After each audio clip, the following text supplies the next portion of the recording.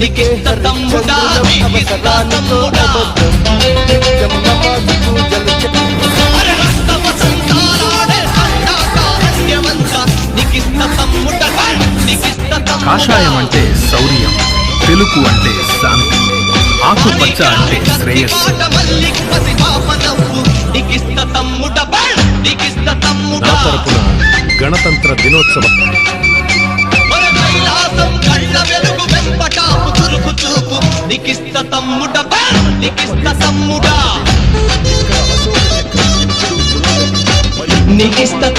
త్రివర్ణ పతాకం మా గర్వానికి నిదర్శనం. జీవితాంతం మా తలలు గర్వంగా పైకి